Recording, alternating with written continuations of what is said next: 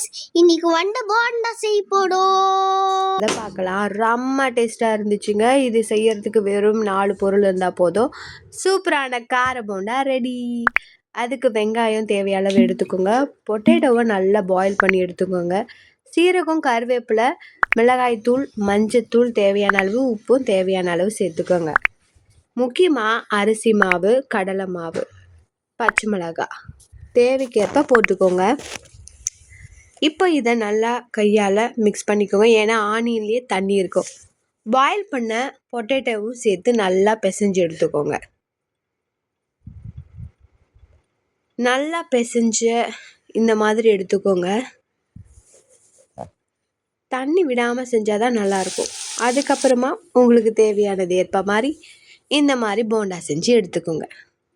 கண்டிப்பாக ஈவினிங் ஸ்நாக்ஸுக்கு இந்த மாதிரி செஞ்சு கொடுங்க. Thank you friends.